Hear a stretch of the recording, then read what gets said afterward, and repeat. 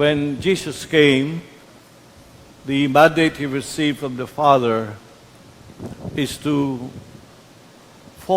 build a new community. And this new community, its driving force is love. This community is the fruit of God's love. The one who started and founded this community is someone who has experienced the love of the Father. And so he came onto this world to bring that love to people. And he made this love as the commandment, the driving force that will sustain, give character, authenticity to this new community. And so often we hear Jesus say, "Love one another as I have loved you." By your love for each other, people will know you are my disciples. The question is, what sort of love is this that Jesus taught us? What is the demand of this love? Well, partly Jesus gave the answer. Love as I have loved you. So when we examine how Jesus loved us, we can understand how we are asked to love one another.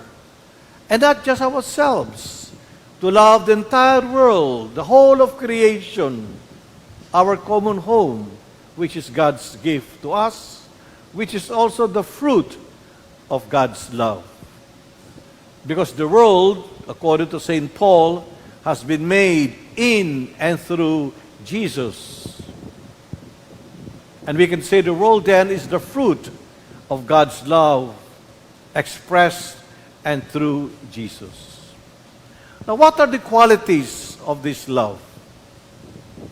Definitely, the love that Jesus speaks to us, and we also heard in the second reading, has nothing to do with sentimental love, nothing to do with emotional love. It is much more than that.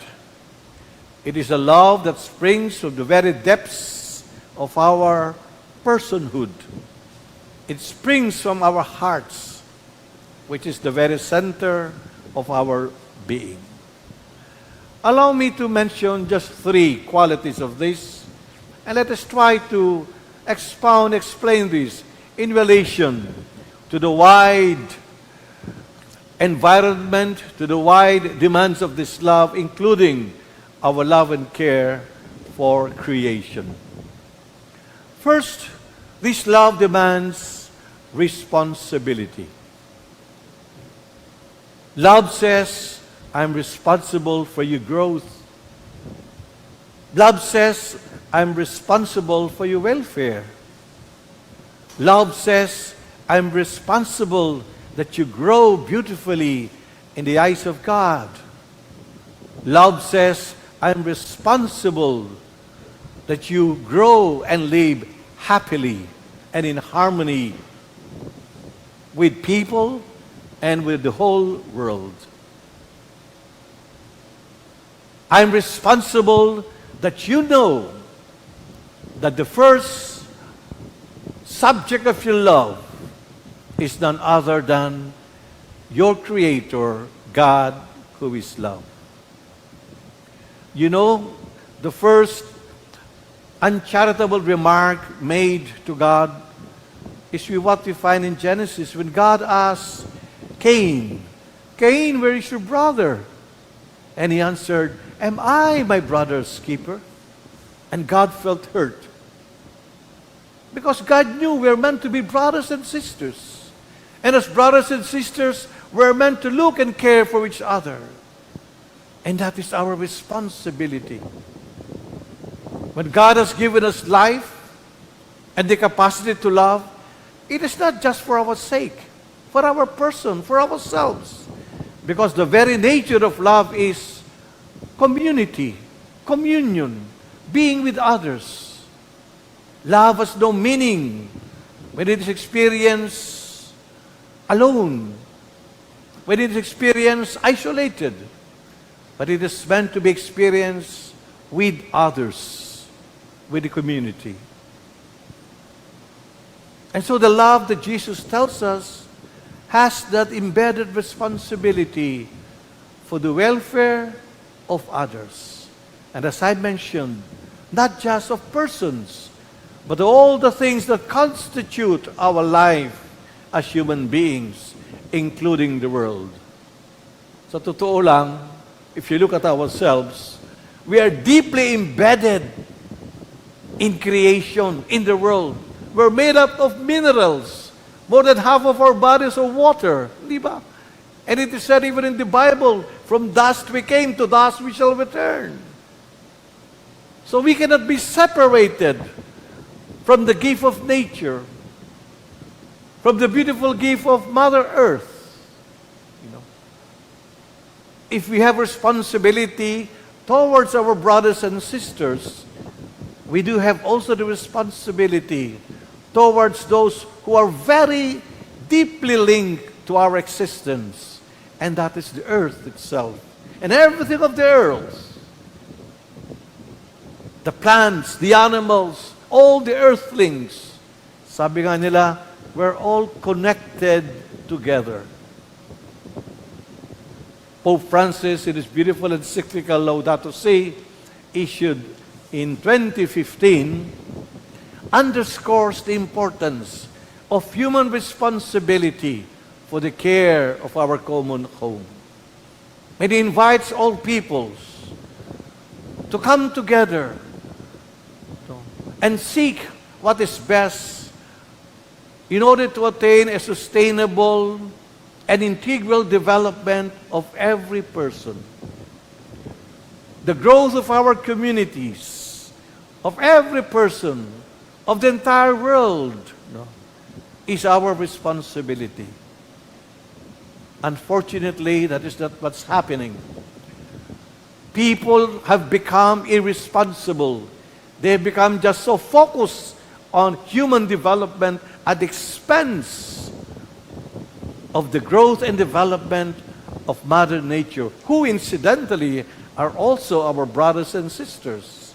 Remember St. Francis, who speaks of Brother Sun and Sister Moon. And we speak of Mother Earth. Hindi ba? No? So we have a mutual responsibility towards one another and towards this beautiful common home God has given us, our earth. Second is respect. The very concept of love is, I recognize you, I respect your individuality, your uniqueness, your beauty, your freedom, your greatness. And that respect springs because each one of us is identical in having been made in the image and likeness of God. If you respect God, you must respect what God has created. And God created you and I. And God etched Himself, His image and likeness, in the very depths of our being. And God etched Himself in the very depths of the earth of creation. St. Paul, in one of his letters, was saying, no one is free or say he can deny God because he has not been informed. He said creation itself is the thumb mark of God. Even in Laudato Si, Pope Francis says that creatures reveal to us something of God. In Psalm 8, the psalmist explodes and say, when I look at the sky and the stars, I think of your mighty powers. You have created the mountains, the rivers, the oceans. And when we speak of love that respects, it means it is a love that sees with eyes wide awake, with hearts so embracing the glory of God. we respect each other as persons, we're also called to respect the dignity, the beauty of creation of our Mother Earth. So any act that tries to degrade, deprive, destroy Mother Earth is contrary to the will of God. In the same manner that we can hurt our neighbors through our slashing words, through our painful actions, through our greed, injustice towards human beings, we too can disrespect Mother Nature by abusing, exploiting this gift God has given us. And today, Pope Francis tells us, in the manner that we respect one another as persons, we too should never forget the gift of God to us, our common home, our earth. Hindi ba minsan sinasabi natin, pag ikaw'y nasa tahanan ko, igalang mo ang tahanan ko. Nasa bahay ko ikaw, wala kang karapatang magsalita ng ganyan. Hindi ba? Mga drama-drama natin ganyan, di ba? Totoo naman. Nasa teritoryo kita, wala kang karapatang ganyan magsalita. The earth is saying the same. You are in my home. I was given to you to sustain, nourish you. You live in my home. Do not disrespect me. And third, the most beautiful act, because it makes us realize who we are, and that is reconciliation. It brings us to the realization that no matter how advanced we are in technology, in knowledge, in knowing facts and figures, we are still weak and human beings. We are vulnerable. We are prone to diseases. We can be subjected to unknown viruses, as what's happening now. We begin to see how helpless we can be. And at times, we can even feel how hopeless we can be in situations wherein we can seem to control, thinking and considering that we are already powerful enough on this earth. Well, it brings us to the reality that because of sin, we have been bruised, wounded, we have become vulnerable. We need to be reconciled, to be transformed, to be renewed, to be forgiven. And love demands, first and foremost, we learn to forgive ourselves in the face of God. We learn to forgive one another, as the readings tell us.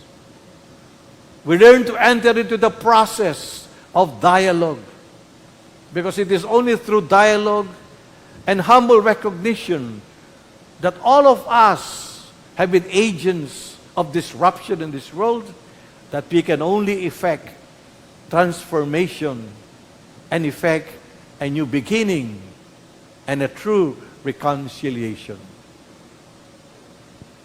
Of course, Jesus has come, sent by the Father, to initiate that reconciliation. We did not ask God, "O God, send your Son to forgive us." Kusang loob na ipinadala ng Ama ang kanyang anak para patawarin tayo, baguhin tayo, ituro sa atin ang daang patungo sa kaligtasan. It is God's initiative to reconcile us. And Jesus is transferring us, telling us that we to initiate that act of reconciliation, that process of reconciliation that begins through dialogue, approaching the brother whom we have hurt or whom has hurt us. And we enter into the process of helping our fellow brother and sister recognize his or her failures. And ultimately, the church becomes the vehicle of this reconciliation. And we see this concretely, for instance, in our relationship with God and with one another through the sacrament of confession. But this reconciliation, my brothers and sisters, as I said, is not just limited to our broken relationships. It is eminently also demanded and asked of us in our relationship with our Mother Earth, with our environment, with our fellow earthlings. And that is why Pope Francis, again, in his Laudato Si, chapter 6, and I would like to invite you to buy that beautiful encyclical. Mura lang yan. But when you buy it, it's tremendous wealth of learning. And in chapter 6, Pope Francis says, we need to have ecological education and spirituality so that we can be reconciled with the world and thereby really live in our common home according to the mind of God. Pero ano ba sinasabi niya sa ecological education? Number one, we have to be aware that everything is grace. This is God's gift to us, our common home. Each one of us is gift to us to one another. You know, we are asked to be aware of that. Within our families, we must develop among our children that love and sense already of being one with creation. When he speaks, for instance, of ecological conversion, he says, it is important for us to develop attitudes. Number one attitude is being grateful to God for the gift of nature. Minsan, binabaliwala natin ang kalikasan. You know, many Filipinos, when they go to the Middle East for pilgrimage, Holy Land, and they go to Jordan, to Egypt, and they see the desert. They see old sand, old stones. Ang comment ng mga Pilipino, oh, buti pa sa atin, ang daming puno. Sa atin, ang daming puno. Dito, puro bato. And that's true. If you're in the desert, you're exposed to nature. Pero parang binabaliwala natin. Kaya nga, way back in 1988, thanks to the leadership of our beloved Archbishop of good memory, Archbishop Legazpi, when he was president of CP, the bishops issued a pastoral letter, what is happening to our beautiful land, and how it speaks that our country is in peril because of illegal logging, mining. Sad to say, it is still happening today. Ayoko maging abstract, but to be concrete, nangyayari ngayon yan. Yung tinatawag natin Kaliwa Dam in Infanta, in part of Quezon. They are putting up a dam at the expense and destructions of so many species, so many fauna and flora destruction, so many people displaced, our indigenous people. Masisira ang kanilang tinitirhan, ang matagal nilang binubungkal. And what is frightening is the insecurity of the people because, and it can happen, massive floods can come in and once again inundate and drown the town of Infanta and surrounding municipalities. And I can identify with the fears of the people of the Prelature of Infanta because when I was bishop there, I saw with my own eyes and experienced the flash flood that happened. And how countless illegal logs fell from the mountains and destroyed bridges, roads, properties, and even take away lives of people.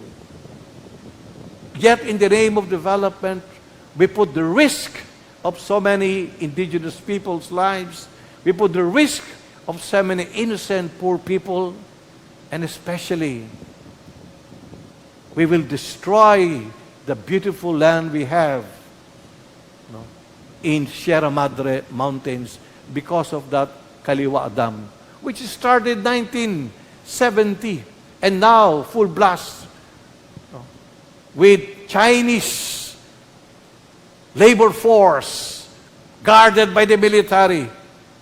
They continue to create this dam at the expense of the poor indigenous people and the beautiful fauna. So the Pope tells us we have to have ecological conversion. Yes, we give thanks to God for the gift of preacher, but at the same time, we should be aware that there are people trying to destroy our earth. Second part of this ecological conversion is our awareness that we are all connected. We are not disconnected. Any damage, degradation we do to Mother Earth eventually would affect us. In fact, now there's a tremendous theory, belief in fact, that this coronavirus has something to do with our own disrespect for our care for our wildlife. That it is part of how we try to destroy our surroundings. And finally, part of this ecological conversion, something very deep that we should always remember. Nature speaks to us of God. You can ask mystics, people who have advanced in prayer, in spirituality, they will all tell you how meditation of God through and with Mother Nature can help a lot deepen our relationship with God. Hindi ba tayo hinahanap natin ang katahimikan sa mga bulubundukin, sa mga karagatan, sa mga kabukiran? Di ba? And how true. All of these things speak to us of the mystery of a God who loves us. So we go back. This is what love is all about that Jesus speaks of. We must be responsible, we must be respectful, and we must be agents of reconciliation. In our situation today, my brothers and sisters, when many of us are caught by fear of the pandemic, we have to hold on and convince ourselves that love is greater than fear. Love is stronger than fear. So long as you're responsible with one another and with creation, so long as we show respect, and when we reach out in reconciliation, then we will overcome this pandemia we're all going through. And just to end, minsan iniisip ko, bakit ang mga Pilipino talaga sa harap ng mga ibang-ibang uri ng trahedya, man-made or natural, we have become so resilient. We bounce back. Di ba? Sa Infanta, naalala ko, pagdating ng mga relief, yung mga tao ang sasaya. Instead of putting up their houses, may iba, inuna yung basketball court. No? Kasiyahan. Parang, so to become resilient. And I think there were two very important things we do in moments of difficulties and trials and prejudice. Number one, pray. Pinangahawakan natin ang lakas at kapangyarihan ng panalangin. Pinangahawakan natin yan. We always believe that prayer can help us. Ang ikalawa, yung Filipino humor. Sa gitna ng pandemya, tumatawa pa rin tayo, hindi ba? Nagpapadala rin pa tayo ng mga text para mapatawa natin yung iba. May nag-text nga sa akin, sabing ganun, Bishop, kinakailangan kumain daw ng mga maalat na bagay, mga salt, mga asin. Sabi ko, bakit? Para maging asymptomatic. O, isa pang nag-text sa akin. Sabing ganun, dapat daw isang demand ng protocol natin na tama naman, magugas ng kamay, personal hygiene, maligo mabuti. And then sabi, Bisya, para makatulong, kumain tayo ng pinakamalinis na isda. Ano? Sabi ko, ano yung malinis na isdang yan? Makakatulong ba yan? O, Bishop, anong isda yan? Ligo. Minsan, mapapaganon ka, katulad ni sister. No? No? Pero sinasabi, tawa naman dyan. Pero how true? Because it brings us to the reality that we are human beings. We are not angels. Yes, we are hurt, but we are also capable of smiling. No? We are pained. We are also capable of laughing. And you know, Mother Nature is the same. Mother Nature can bleed and cry, but it can also wave its leaves, provide us with beautiful music of its whispers to tell us that creation, Mother Nature, is our mother given to us by God. Pope Francis says, we can care for our common home when we live in love as Jesus loved. Amen.